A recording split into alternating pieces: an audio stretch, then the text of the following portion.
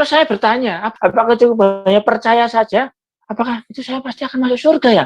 Oh iya bro, terus gue percaya tok wae engko bakal ono Roh Kudus. Kamu percaya saja, nanti kamu akan dibimbing Roh Kudus. Setelah kamu menerima Enggak, Yesus akan ada Roh Kudus yang membimbingmu. tidak Pak. Begitu seseorang terbuka, seseorang terbuka mau berkata, oh ya kalau gitu gimana Pak Pras? Nah kita pasti akan menjelaskan tentang dosa, tentang siapa Yesus, tentang kematiannya di atas kayu salib. Ya silakan. Pak Alex, ya, silakan. Singkat ya. Jadi Pak Alex itu perlu tahu bahwa selama 30 tahun pertama lahirnya kekristenan itu tidak ada kitab perjanjian baru. Itu apakah Bapak tahu sejarahnya Alkitab, Pak? Saya tidak tahu. Jadi pada waktu gereja mula-mula, hampir kurang lebih selama 30 tahun, itu nggak pernah Pak, kalau mereka berkumpul beribadah, kita baca Matius 15 ayat 7, nggak ada Pak. Pada waktu itu belum ditulis kitab perjanjian baru. Itu kurang lebih 30 tahun. Kitab yang pertama kali kira-kira tahun 40-an 5 itu kitab Yudas, surat Yudas yang pertama kali, kemudian Yakobus, baru kemudian surat-surat Rasul Paulus, kalau Bapak tahu, ya Galatia, Filipus, Korintus, Roma, dan sebagainya, itu ditulis lebih dulu sebelum Injil. Jadi surat-surat Paulus itu ditulis lebih dulu sebelum Injil. Jadi 30 tahun pertama, tadi seperti yang Pak Alex tanyakan, itu mereka nggak pernah ada Pak yang namanya kitab. Jadi kekristenan itu tidak dimulai seperti kekristenan itu dimulai dari satu pengalaman rohani. Saya share ya. Kekristenan itu dimulai dari sini Pak. Jadi pada waktu Yesus disalib itu bubar murid-muridnya. Lahirnya kekristenan itu dimulai dari satu peristiwa yaitu kebangkitan Yesus 3 hari kemudian. Nah pada waktu peristiwa kebangkitan Yesus, ya ini Bapak kalau baca Bapak boleh catat, Bapak kan suka mencatat, jadi nanti nggak ditanyakan lagi. Itu Lukas 24. Ya, ini adalah Yesus menampakkan diri kepada 2 orang muridnya di Emmaus ya. Yesus tiba-tiba datang Pak, mereka lagi ngomong-ngomong. Ya, 2 orang muridnya ini di Emmaus, saya singkat saja. Ya, ini lagi ngobrol-ngobrol. Mereka ngomong gini, ini apa ya yang terjadi ya? Orang kita tahu Yesus mati disalib, tapi kok ada wanita-wanita datang ke kubur Yesus, katanya mayatnya nggak ada. Ini apakah mayatnya dicuri atau apa? Tapi wanita-wanita itu berkata, malaikat berkata, katanya Yesus sudah bangkit. Nah tiba-tiba, ini Bapak baca nih di sini ya. Ini Yesus menampakkan diri ke jalan ke Emmaus. Ya, ini sebelumnya wanita-wanita itu Maria dari Magdala, Yohana, Maria ibu Yakub. Bisa kelihatan nggak teman-teman ini? Bisa. Kelihatan ya? Ya. Dan perempuan-perempuan itu memberitahukan kepada para rasul ya bahwa Yesus sudah bangkit. Tapi bagi mereka, bagi para rasul, perkataan itu seakan-akan omong kosong dan mereka tidak percaya. Kenapa Pak? Karena murid-murid itu menyaksikan Yesus disalib. Ya, jadi mereka nggak percaya pada waktu itu. Tetapi lihat ini. Ini namanya Minggu Kebangkitan. Ya, ini hari Ahad, hari pertama. Pada hari itu ya, 2 murid Yesus ini berjalan ke kampung bernama Emmaus, itu kira-kira dekat sama Yerusalem, nggak jauh, ya, beberapa jam aja. Mereka bercakap-cakap tentang segala sesuatu yang terjadi. Ketika mereka sedang bercakap-cakap dan bertukar pikiran, kemudian datanglah Yesus mendekati mereka. Yesus sudah bangkit dari orang mati, ya, hari ketiga dia bangkit. Yesus, tetapi ada sesuatu yang menghalangi mata mereka sehingga mereka tidak dapat mengenal Dia. Yesus berkata kepada mereka, apakah yang kamu percakapkan sementara kamu jalan? Mereka berhenti, muka muram. Salah satunya namanya Kleopas. Dia berkata, engkau ini satu-satunya orang asing ya di Yerusalem ya, tidak tahu berita yang terjadi hari-hari ini. Beritanya lagi hangat nih katanya. Kata Yesus kepada mereka, apakah itu? Jawab mereka, apa yang terjadi dengan Yesus orang Nazaret? Dia adalah seorang nabi yang berkuasa dalam perkataan dan pekerjaan di hadapan Allah dan di hadapan seluruh bangsa kami. Tapi imam-imam menyerahkan dia untuk dihukum mati dan mereka telah menyalibkannya. Padahal kami dulu mengharap dia ada datang untuk membebaskan bangsa Israel. Tetapi setelah lewat 3 hari sejak semuanya terjadi, setelah Yesus mati disalib, beberapa perempuan dari kalangan kami datang mengejutkan kami. Pagi-pagi buta mereka telah ke kubur. Jadi kira-kira Yesus bangkitnya jam 3 pagi. Dan tidak menemukan mayatnya. Lalu mereka datang dengan membawa berita bahwa telah kelihatan kepada mereka malaikat-malaikat yang mengatakan bahwa dia telah hidup. Dan beberapa teman kami, ini Petrus dan Yohanes ya, para rasul pergi ke kubur itu, mendapati bahwa benar yang dikatakan perempuan itu. Ya, batunya sudah terguling. Jadi kalau Bapak lihat penguburan Yahudi itu pakai batu gede, kuburnya di gua Pak, nggak di tanah kayak kita. Batunya itu terguling dan kuburannya kosong. Ya. Lalu Yesus berkata nih kepada 2 orang muridnya ini, hai kamu orang bodoh, betapa lambannya hatimu, sehingga kamu tidak percaya segala sesuatu yang telah dikatakan para nabi. Ini di kitab perjanjian lama Pak. Bukankah Mesias harus menderita semuanya itu untuk masuk ke dalam kemuliaannya? Lalu Yesus menjelaskan kepada mereka apa yang tertulis tentang dia dalam seluruh kitab suci. Tadi yang saya katakan bahwa perjanjian baru itu menggenapi perjanjian lama. mulai dari apa? Kitab-kitab Musa dan segala kitab Nabi, ya. Lalu, ya, setelah mereka mendekati kampung yang mereka tuju, Yesus berbuat seolah-olah hendak meneruskan perjalanannya. Tapi segera dua orang muridnya ini mendesaknya, kata, tinggallah bersama kami, sebab hari telah menjelang malam, matahari hampir terbenam. Lalu masuklah Yesus untuk tinggal bersama dengan mereka. Waktu ia duduk makan dengan mereka, Yesus mengambil roti, mengucap berkat, lalu memecahkannya dan memberikannya kepada mereka. Ketika itu terbukalah mata mereka dan mereka pun mengenal dia. Apa yang mereka kenal, Pak? Mereka melihat bekas lubang paku di tangannya. Ketika dia memecah-mecahkan roti, dia mengangkat roti itu, mengucapkan berkat, murid-muridnya melihat bekas lubang paku di tangannya ini. Dan mereka mengenali itu Yesus yang hidup. Tetapi Yesus lenyap dari tengah-tengah mereka. Kata mereka seorang kepada yang lain, bukankah hati kita berkobar-kobar ketika dia berbicara dengan kita di tengah jalan dan ketika dia menerangkan kitab suci kepada kita? Ya, lalu mereka bangun, kumpul. Kemudian Yesus datang lagi nih Pak, menampakkan diri. Sebentar lagi saya selesai. Sementara ya mereka cakap-cakap nih murid-muridnya nih ngap. Kok katanya ada yang lihat Yesus nih, Yesus bangkit dan sebagainya. Yesus tiba-tiba berdiri di tengah-tengah mereka dan berkata, Shalom katanya, damai sejahtera bagi kamu. Murid-muridnya terkejut dan menyangka takut ya bahwa mereka melihat hantu. Tetapi Yesus berkata kepada mereka, mengapa kamu terkejut dan apa sebabnya timbul keraguan-raguan dalam hati kamu? Lihatlah tanganku dan kakiku. Dia memperlihatkan lubang pakunya. Aku sendirilah ini, rabalah aku dan lihatlah. Karena hantu tidak ada daging dan tulangnya, seperti apa yang kamu lihat ada padaku. Ya, sambil berkata demikian dia memperlihatkan kakinya kepada mereka, tangan dan kakinya. Mereka heran-heran dan enggak percaya. Ya, kemudian Yesus makan. Yesus berkata demikian nih Pak, ini ayat 243 nih. Dia berkata, inilah perkataanku yang telah kukatakan kepadamu ketika aku masih bersama-sama dengan kamu, yakni harus digenapi semua yang ada tertulis tentang aku dalam kitab Taurat Musa, kitab Nabi-Nabi dan kitab Mazmur. Lalu Yesus membuka pikiran mereka sehingga mereka mengerti kitab suci. Ya. Kata Yesus kepada mereka, ada tertulis demikian, Mesias harus menderita dan bangkit dari antara orang mati pada hari ketiga. Dan lagi, di dalam namanya, berita tentang pertobatan dan pengampunan dosa harus disampaikan kepada segala bangsa. Mulai dari mana? Dari Yerusalem, dan kamu adalah saksi dari semuanya ini. Dan aku akan mengirim kepadamu apa yang dijanjikan Bapakku, ini Roh Kudus. Ya, supaya kamu diperlengkapi dengan kuasa dari tempat yang maha tinggi. Lalu ini kenaikan Yesus ke surga. Ya, nah, jadi ini adalah permulaan kelahiran gereja, Pak. Jadi kalau Yesus mati pada waktu itu nggak ada kekristenan, Pak, bubar. Ya, karena Yesus ini beda dengan Muhammad, Pak. Dia tidak pernah mengadakan gerakan politik. Jadi Yesus tidak pernah mengangkat pedang, kemudian menaklukkan kota-kota ya di dekat Yerusalem maupun daerah utara, ya di daerah Samaria. Dia nggak pernah mengangkat pedang, ya, untuk menaklukkan kota-kota itu menjadi Kristen. Ini sejarah yang harus kita ketahui. Kemudian yang harus Bapak ketahui, 30 tahun pertama kekristenan itu tidak ada yang namanya kitab perjanjian baru. Ini yang Bapak lihat nih, mulai dari Matius sampai Wahyu, ini nggak ada Pak. Jadi pada waktu gereja Kristen pertama, apa yang mereka lakukan Pak? Ya, di dalam Kisah Para Rasul, dikatakan demikian, mereka berkumpul dan mereka mempelajari Tanakh atau perjanjian lama. Mereka mempelajari kitab-kitab Yahudi Pak. Di mana ada tertulis Yesus di situ. Nah, Bapak tanyakan, kalau gitu pada waktu itu saya di padang gurun, nggak ada internet.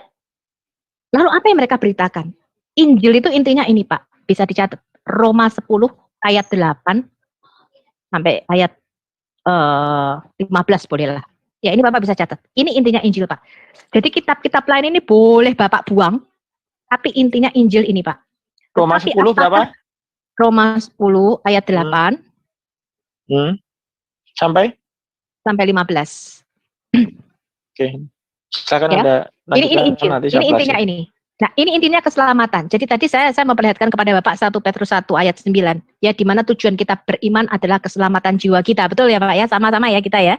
Betul nggak? Tujuan Bapak beriman kan keselamatan jiwa ya.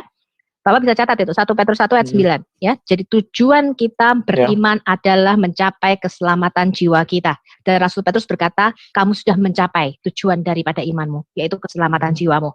Nah, Injil itu apa Pak? Injil itu Roma 10 ini Pak, ayat 8 sampai 15 dikatakan demikian Pak. Apakah katanya ini firman itu dekat kepadamu, yakni di dalam mulutmu dan di dalam hatimu? Itulah firman iman yang kami beritakan. Ini intinya kalau kita mau selamat Pak. Bukan tadi kayak Bapak digosok pakai air ya, digosok-gosok badannya pakai air itu tidak menyelamatkan Pak. Intinya ini Pak, sebab jika kamu mengaku dengan mulutmu bahwa Yesus adalah Tuhan dan kamu percaya di dalam hatimu bahwa Allah telah membangkitkan dia dari antara orang mati, maka kamu akan diselamatkan. Karena dengan hati orang percaya dan dibenarkan, dan dengan mulut orang mengaku dan diselamatkan. Ini intinya, Pak. Ya, karena kitab suci berkata nih, barang siapa percaya kepada dia, tidak akan dipermalukan. Saya baca nih. Nah, Bu, sebentar Bu, menanggapi itu yang Anda barusan sampaikan. Ya, inti daripada Bible, kan itu kan. Apa? Percaya pasti akan diselamatkan. Oh, di Islam juga gitu, Bu, sama. Percaya juga akan diselamatkan. Walaupun masuk neraka dulu, bila pahalanya lebih sedikit dari dosanya. Tapi kan akhirnya tetap diselamatkan. Sampai dengan poin itu saya juga sama setuju. Nanti ya, kita bahas Qur'annya nanti. Ini saya bahas intinya Injil. Jadi ini Bapak bisa catat lagi ayatnya 1 Korintus 15. 1 Korintus 15, Bapak bisa baca ayat 1 sampai 11. Ini intinya Injil, Pak.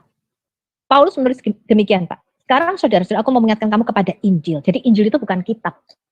Dalam iman Kristen, Injil bukan kitab yang diturunkan kepada Nabi Isa. Injil itu kabar baik, artinya dari bahasa Yunani, Pak. Ya, Euangelion itu mungkin Bapak juga sudah tahu kalau Bapak sering ngobrol dengan kita. Injil itu bukan kitab. Jadi iman Kristen itu tidak dimulai dengan kitab yang diturunkan kepada Isa, bukan. Iman Kristen itu dimulai dengan tadi, Pak, peristiwa kebangkitan tadi di Lukas 24. Nah sekarang Injil itu apa, Pak? Ini nih, lihat nih, Pak. Aku mengingatkan kamu kepada Injil yang aku beritakan kepada kamu, dan yang kamu terima, dan yang di dalamnya kamu teguh berdiri. Oleh Injil itu kamu diselamatkan. Jadi kalau Bapak percaya kepada berita Injil, Bapak diselamatkan. Asal kamu teguh berpegang padanya seperti yang telah kuberitakan kepadamu, kecuali kalau kamu telah menjadi sia-sia untuk percaya. Injil itu nih Pak, yang sebab yang sangat penting telah kusampaikan kepadamu, yaitu apa yang telah kuterima sendiri, kata Paulus, dari mana? Dari para rasul. Ya, ialah bahwa Kristus telah mati karena dosa-dosa kita. Jadi Injil itu ini Pak. Kalau Bapak percaya di Kristus adalah Tuhan, Bapak mengaku di dalam hati Bapak percaya, dan Bapak mengaku dengan mulut Bapak, kemudian Bapak mengaku bahwa Kristus telah mati bagi dosa-dosa Bapak, sesuai dengan kitab suci, bahwa Yesus telah dikuburkan dan dia telah dibangkitkan pada hari ketiga sesuai dengan kitab suci, dan bahwa dia telah menampakkan diri dan bla bla bla bla bla bla. Ya ini Bapak bisa baca sendiri. Jadi gini Pak, itu mirip-mirip, beda-beda tipis ya. Kalau Bapak lihat kan nabi-nabinya hampir sama ya, cerita-ceritanya mau mirip-mirip. Tapi Quran menentang 3 hal yang menjadi dasar supaya Bapak diselamatkan. Quran menentang yang namanya ketuhanan Yesus. Ya, Quran menyangkal Yesus sebagai Tuhan. Kemudian Quran menyangkal Yesus mati bagi dosa-dosa Bapak. Bapak percaya dia diserupakan. Dan Quran menyangkal kebangkitannya, Pak. Nah, 3 hal ini, Pak, yang Bapak perlukan untuk Bapak diselamatkan. Karena itu Quran itu merupakan antitesis. Kenapa? Kamu boleh percaya Nabi Isa. Boleh percaya dia lahir dari perawan. Boleh percaya Nabi Isa itu suci. Boleh percaya dia menyembuhkan orang lepra. Boleh percaya Nabi Isa itu membangkitkan orang mati. Tapi kamu jangan percaya 3 hal ini. Bahwa dia Tuhan. Bahwa dia mati bagi dosa-dosamu. Dan bahwa dia bangkit pada hari ketiga. Selama Bapak tidak percaya 3 hal ini, maka Bapak tidak dapat diselamatkan. Itu dulu Pak. Silakan tanggapi. Ya yang Anda sampaikan yang terakhir itu tadi ya mesti gitulah. Ya kalau saya Islam ya tentu nggak percaya dengan yang 3 poin Anda sampaikan tadi itu. Betul, itulah yang diserang Quran. Padahal di dalam Kristen, tadi saya mengatakan, inti, Bapak itu boleh Pak, Bapak nggak tahu tentang Elia ki sopo, Elisaki makanan opo. Bapak boleh nggak kenal itu yang namanya, ya bolehlah Bapak percaya Nabi Isa keponakannya Musa dan Harun. Ya silakan. Tapi kalau Bapak tidak percaya inti iman Kristen, bahwa Yesus Tuhan, dia mati bagi dosa kita, dia bangkit pada hari ketiga, maka keselamatan tidak akan pernah Bapak capai. Dan yang iblis serang justru ketiga ini, Pak. Maka tadi saya mengatakan, Bapak boleh percaya Tuhan bicara sama Musa. Bapak boleh percaya ada kitab Taurat yang diturunkan sama Musa. Bapak boleh percaya ada kitab Injil yang diturunkan sama Isa. Tapi kamu jangan percaya 3 hal ini. Sebab kalau kamu percaya 3 hal ini, maka kamu akan selamat. Nah itu adalah kerjaannya iblis. Artinya Pak, Quran merupakan antitesis daripada pekabaran Injil. Mungkin ya Pak ya. Karena inti iman Kristen di situ Pak. Yesus Tuhan, di 1 Korintus 15 tadi, dia mati bagi dosa kita, dan dia naik ke surga, dia bangkit pada hari ketiga. Bapak nggak percaya ini, tidak mungkin diselamatkan. Itu intinya. Ya saya bisa menerima itu, maksudnya menerima apa yang Anda sampaikan ya. Ya itu menurut saya itu umum-umum saja lah. Oh, bukan umum. Ya, Bapak masih nggak mudeng nih. Bapak masih nggak mudeng nih. Kalau saya itu iblis, contoh nih ya, saya ini iblis nih Pak. Ya kan menurut Anda, jangan Anda kan menurut Anda. Makanya saya dikatakan, cara kerja iblis begini Pak. Bapak boleh percaya itu, Nabi Isa membangkitkan orang mati, menyembuhkan orang lepra, mencelikkan mata orang buta. Tapi jangan percaya yang 3 hal ini, yang merupakan inti iman Kristen. Jangan percaya Yesus itu Tuhan, jangan percaya dia mati bagi dosa-dosa kita, dan jangan percaya dia bangkit lagi pada hari ketiga. Justru di 3 hal inilah inti keselamatan kita, Pak. Tadi saya sudah tunjukkan ya, Roma 10 ayat 9 sampai 10, 1 Korintus 15 ayat 1 sampai 4. Intinya keselamatan sejati dari Tuhan sejati. Tuhan sejati ya Tuhan yang memang konsisten dalam menyatakan diri. Keselamatan bukan wahyu di abad-abad 20, 21, tapi sejak mulanya ya Tuhan menetapkan itu. Nah ini aku mau sharing sesuatu ini. Roma 10 dikatakan demikian nih, Paulus menulis. Saudara-saudara, keinginan hatiku dan doaku kepada Tuhan ialah supaya mereka diselamatkan. Sebab aku memberi kesaksian tentang mereka, bahwa mereka sungguh-sungguh giat untuk Allah. Tetapi tanpa pengertian yang benar. Sebab oleh karena mereka tidak mengenal kebenaran Allah, dan oleh karena mereka berusaha mendirikan kebenaran mereka sendiri, mereka tidak takluk kepada kebenaran Allah. Yang tadi kita katakan, sebab Kristus itu kegenapan hukum Taurat, sehingga kebenaran diperoleh tiap-tiap orang yang percaya. Saya ulangi lagi, ini adalah inti iman kita. Tapi apakah katanya ini firman itu dekat kepadamu, yakni di dalam mulutmu dan di dalam hatimu. Itulah firman iman yang kami beritakan. Kalau kamu mengaku dengan mulutmu bahwa Yesus adalah Tuhan, dan kamu percaya di dalam hatimu Allah telah membangkitkan dia dari antara orang mati, maka kamu akan diselamatkan. Karena dengan hati orang percaya dan dibenarkan, dan dengan mulut orang mengaku dan diselamatkan. Tapi sekarang, bagaimana mereka Muslim ini dapat berseru kepada Yesus? Sebab barang siapa yang berseru kepada nama Tuhan akan diselamatkan. Tapi bagaimana mereka dapat berseru kepada Yesus jika mereka tidak percaya kepada Dia? Orang bagaimana mereka dapat percaya kepada Yesus jika mereka tidak pernah mendengar tentang Yesus? Lalu bagaimana mereka bisa mendengar tentang Yesus jika tidak ada yang memberitakan? Bagaimana mereka dapat memberitakan kalau tidak ada yang diutus? Seperti ada yang tertulis, betapa indahnya kedatangan mereka yang membawa Injil atau kabar baik ini. Jadi inilah tugas kita, salah satunya kita melalui media sosial ini, untuk memberitakan kabar baik ini. Saya Muslim, aku tahu kamu sungguh-sungguh giat, kamu sungguh-sungguh mencari keselamatan itu, I know, kamu melakukan segala, bahkan kalau kita boleh dibilang orang yang meledakkan diri, berjihad, mereka itu cuma berpikir satu, aku mati bagi Allah. Mereka tidak tahu bahwa 2000 tahun yang lalu, anak tunggal Allah sudah mati bagi kita.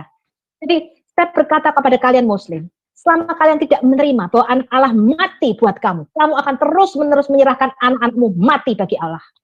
Dan kamu tidak tahu kalau Allah sudah mati bagi kamu, maka kamu berusaha mati bagi Dia. Yang sekarang Yesus lakukan adalah kamu harus hidup bagi aku. Kamu harus menjadi saksiku dan memberitakan Injil kabar baik ini. Kamu tahu itu. Kita mati, jihad bagi Allahnya. Itu mati bagi mereka. Dan Tuhan menghendaki mereka hidup. Maka Yesus berkata, aku turun dari surga supaya kamu mempunyai hidup. Dan supaya kamu mati bagi aku. Supaya kamu mempunyai hidup dan hidup di dalam segala kelimpahannya. Ini beban kita. Dan luar biasa. Kalau siang-siang gue nongkrong di kafe, gue ngerjain sesuatu, mereka gue sholat dulu ya. Coba kita lihat Pak Alex, sebentar ngomong kita, gue sholat dulu ya.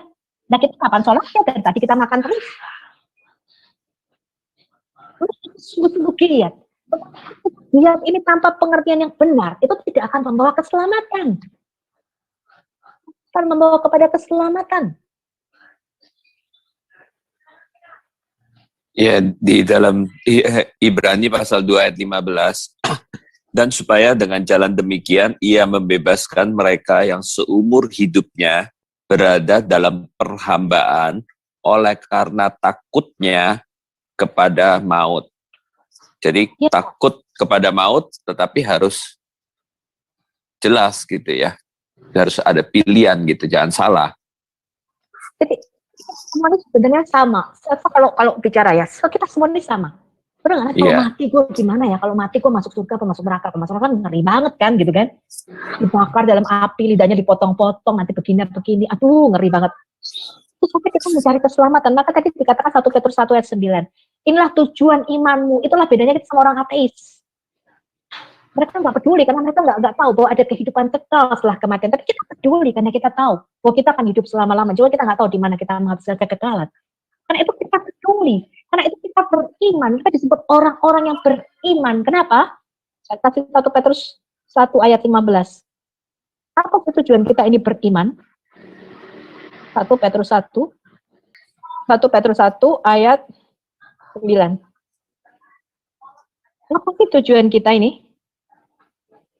Karena kamu telah mencapai tujuan imanmu, yaitu apa? Keselamatan jiwamu. Tujuan kita beriman kepada Yesus itu adalah untuk keselamatan jiwa kita. Keselamatan itulah yang diteliti dan diselidiki oleh nabi-nabi yang telah bernubuat tentang kasih karunia yang diuntukkan bagi kita.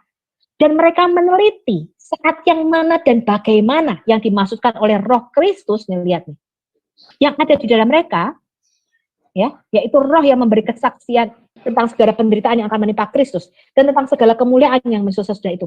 Kepada mereka telah dinyatakan bahwa mereka bukan melayani diri mereka sendiri, tapi melayani kamu dengan segala sesuatu yang telah diberitakan sekarang kepada kamu dengan perantara mereka, yaitu Roh Kudus yang diutus dari surga untuk menyampaikan berita Injil kepada kamu. Itu hal-hal yang ingin diketahui oleh malaikat-malaikat. Jadi ini tujuan iman kita, yaitu keselamatan jiwa kita. Makanya orang kata, saya nggak peduli miskin di dunia, yang penting kaya di surga. Ya kan? Saya nggak peduli di dunia ini mau apa segala macam, yang penting saya dapat Yesus. Yang penting saya mencapai keselamatan jiwa saya. Bagaimana saya bisa yakin? Yesus sudah membuktikan perkataannya dengan kebangkitannya dari antara orang mati. Maka Alkitab berkata, jikalau dia tidak bangkit, Alkitab berkata gini ya, maka sia-sia imanmu. 1 Korintus 15 ayat 14. Tetapi andai kata Kristus tidak dibangkitkan, maka sia-sia pemberitaan kami dan sia-sia jugalah iman kamu. Sebab apa? Sebab kita tidak tahu kemanakah Yesus pergi. Entah dia turun ke dunia orang mati atau dia naik ke surga, kita nggak tahu karena dia mati. Sebab Yesus bangkit, dikatakan kamu memiliki pengharapan bangkit bersama dengan Tuhan. Maka tadi saya berkata, saya memulai dengan saya berkata, iman Kristen itu tidak dimulai dari kitab yang diturunkan kepada Nabi Isa. Iman Kristen dimulai dari satu peristiwa kebangkitan Yesus. Sebab jika Yesus tidak bangkit, dia sama seperti nabi-nabi lainnya, mati. Nah, inilah yang membuat aku pada waktu itu bisa percaya, karena Yesus sudah buktikan perkataannya. Yesus sudah buktikan perkataannya. Maka ketika orang Yahudi itu bertanya kepada Yesus, apa sih tandanya, buktinya kamu tuh anak Allah? Yesus berkata, kamu runtuhkan bait Allah ini. Yesus tidak berkata gini, oh aku Tuhan, sembahlah aku. Enggak. Dia berkata ini nih tandanya. Kamu runtuhkan bait Allah ini, dan dalam 3 hari aku akan membangunnya. Orang Yahudi protes. 46 tahun nenek moyang kami membangun bait Salomo ini, Baitul Maqdis itu yang ada di Yerusalem, dan kamu mau meruntuhkannya dan membangunnya dalam 3 hari? Kamu are joking, katanya, kamu bercanda apa? Tetapi yang dimaksudkan Yesus ialah tubuhnya sendiri. Oh, dia akan mati dan pada hari ketiga dia akan bangkit. Dan dikatakan, maka setelah Yesus bangkit dari antara orang mati, teringatlah murid-muridnya akan perkataan Yesus ini. Itulah tandanya. Maka Yesus berkali-kali berkata, 3 kali Yesus memberitakan kematiannya. Aku nanti mati, dikatakan. Aku ini bakal masuk ke Yerusalem, menderita dan mati. Tapi ingat, tandanya nih, hari ketiga aku akan bangkit dan aku akan mendahului kamu ke Galilea. Kalau dia nggak mati dan dia nggak bangkit, kita ini jadi orang Kristen cuma kolok-kolok, kata Pak Erben. Benar, Pak? Aku mati. Betul. Kolok-kolok. Iman didasarkan pada kematian Yesus untuk menebus dosa kita dan kebangkitannya 3 hari kemudian. Itu dasar iman Kristen. Mereka berkata, semua boleh percaya, oh Yesus baik. Ada orang ateis itu percaya ya, Yesus itu hanyalah seorang yang baik. Seorang guru, seorang teladan, itu orang ateis. Orang Buddha percaya Yesus merupakan salah satu daripada mereka yang diberi pencerahan lah, begitu ya. sudah mencapai apa namanya iluminasi apakah saya nggak ngerti. Tingkat tertinggi mungkin pencerahan dan sebagainya. Orang Hindu punya mungkin 3 juta dewa, ya dia nggak keberatan Yesus sebagai salah satu daripada dewa mereka, tinggal nambah 1 doang kan gitu. Udah ada 3 juta nambah 1 apa salahnya kan gitu. Tapi kamu boleh percaya semuanya itu, asal kamu jangan percaya 3 hal ini. Bahwa Yesus itu Tuhan, bahwa dia mati bagi dosa-dosa kita, dan bahwa dia bangkit pada hari yang ketiga. Asal kamu tidak percaya hal ini, setan tugasnya selesai. Karena 3 hal inilah merupakan fondasi dasar iman Kristen, merupakan fondasi dasar keselamatan kita, sehingga kita itu bukan Kristen kolok-kolok. Jadi aku sudah khotbah banyak hari ini. Oke Pak Alex, ada mau ditanggapi Pak Alex? Panjang kali yang disampaikan Ibu Sophie itu, mungkin apa yang Pak Alex mau tanggapi? Apa yang mau saya tanggapin? Kan Bu Sophie tadi kan, siapa mudeng maksudnya Bu Sophie itu mengatakan yang 3 hal itu tadi, yang poin terakhirnya kan itu kan apa ya nggak apa-apa itu lah ya Bu Sophie, ya apa yang bisa tanggapin, nggak ada yang bisa tanggapin. Oke Pak Alex, jadi gini, kalau kira-kira tidak membenci Bapak ya maupun orang muslim ya Pak ya, kita semua sama dan saudara. Kalau Tuhan tidak pilih saya dulu Pak, saya juga terhilang Pak, saya nggak tahu dulu ya. Artinya gini juga Bu Sophie, artinya data yang disampaikan Ibu Sophie itu untuk Pak Alex pertimbangkan. Kalau Pak Alex ibaratnya ragu, Ibu Sophie ini omong kosong gitu, gali sendiri Pak. Kayaknya tadi ada catatan, gali sendiri, cari sumber-sumbernya. Ya itu ada. Namanya, iya, karena kita kan di dalam diskusi kita ini kan membuka data. Apapun hasil atau keputusan pribadi tentang memahami data itu, kalau ragu silakan dicek sendiri. Kalau sudah benar, apapun keputusannya urusan masing-masing. Kita kan hanya diskusi dan membuka data itu aja. Iya. Iya, saya sangat senang sekali ya. Semoga pelayanan kita ini bisa membawa orang-orang yang mualaf tadinya. Mungkin dia bingung dengan iman Kristennya dan bisa balik lagi kepada Tuhan.